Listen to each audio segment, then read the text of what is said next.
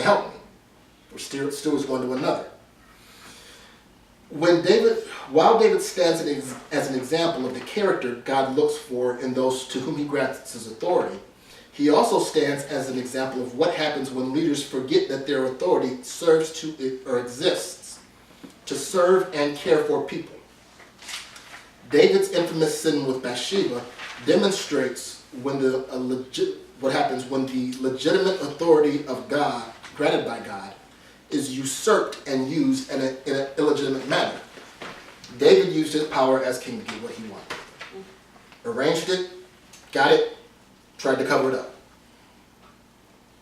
He couldn't have pulled that off if he wasn't king. And I'm relatively certain, especially because Uriah was a righteous man. We don't know for sure. I shouldn't speculate like that.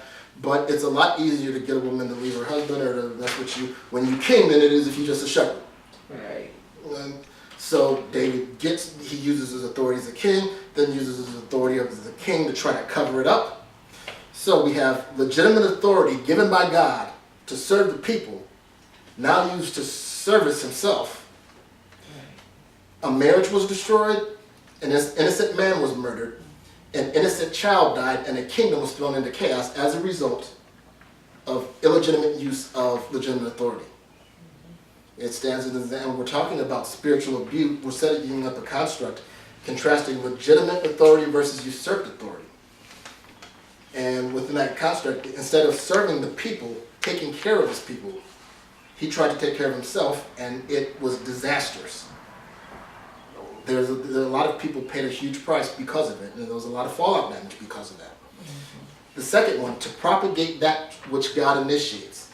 To propagate is to cause to reproduce or grow, to expand. So God begins something and tasks man with developing it. It's used in Genesis 5 times. I used to love this verse as a teenager. Be fruitful and multiply. I love that verse. I was excited by that verse as a teenager. But we find it quite a bit in the Bible, or within Genesis. I think 1:27, we go back to that. So God created human beings in his own image. In the image of God, he created them male and female. Then God blessed them and said, be fruitful and multiply, fill the earth, govern it. Reign over the fish of the sea, the birds of the sky, and all the animals that scurry along the ground. So he gives authority and says, produce something, make something. Have dominion over the earth and propagate what I began. In Genesis 9:1-2, then God blessed Noah and his sons and told them, be fruitful and multiply, fill the earth. All the animals of the earth, all the birds of the sky, all the small animals that scurry along the ground, and all the fish of the sea will look on you with fear and terror. I have placed them in your power. Given authority to propagate what God has already initiated. In other words, is not only care for, but to develop, to grow, expand what he's initiated. In Exodus, the 12th chapter and the 17th verse, this is Moses, or God talking to Moses and Aaron in instituting the Passover and different celebratory feasts. As he delivers them, God begins to instruct Moses in how he wants his people to behave as a nation, what cultural practices he wants.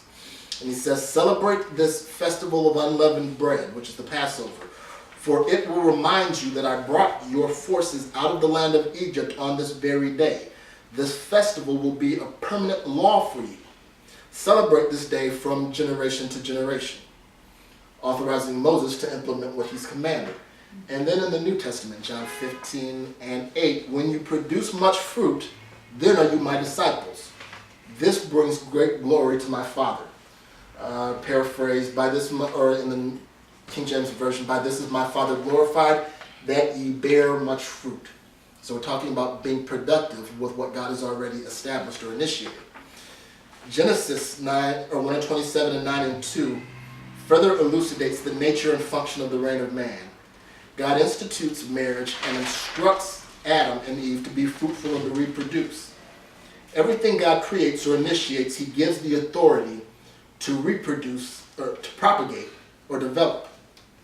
With the institution of each covenant, God holds man responsible for disseminating the traditions, conditions, and revelation contained therein throughout his household the nation or kingdom and future generations. So God shows himself in a new covenant to somebody and says, take this, implement it throughout your family. Take it, implement it throughout your children's family, your servants' family. Everybody you know, everybody in your circle, disseminate what I've shown to all of them. When he establishes the nation of Israel, we're going to establish a construct, traditional practices, rituals, laws, and you're going to, he's giving them to Moses and Aaron and says, you all enact this, propagate it, cause it to grow throughout the nation and to continue to develop and expand. The passage in Exodus is the beginning of God authorizing Moses and Aaron to institute cultural practices within the nation of Israel. The authority granted in this passage is implicit rather than explicit. Bill, how you doing? There you go. This way. The authority granted in this passage is implicit rather than explicit. The fact that God instructs Moses to institute this practice means he's also authorized him to carry out that practice.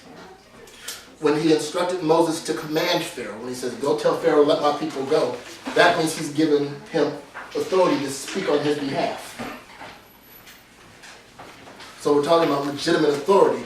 God gives him authority to, God initiates a system, a way of interacting. With Abraham, it began with circumcision. Circumcise everybody in your house, everybody. And then you carry that out through all generations. And these future generations continue these practices and this way of relating to God as he understood it at the time. So propagating what God initiates. The usurpation of that authority. And do I have to, I'm going to do the best I can with this. Like I said, I may have to come back to it again later. 1 Kings 12, 25 through 33 is something that I'm going to read to you. This is King Jeroboam, who is the king. Israel goes through the period of the divided kingdom. Israel is the northern kingdom, Judah is the southern kingdom. Rehoboam rules Judah, Jeroboam rules the northern kingdom. Okay. God sends a prophet to Jeroboam to let him know, you're going to be the next king of the northern tribe.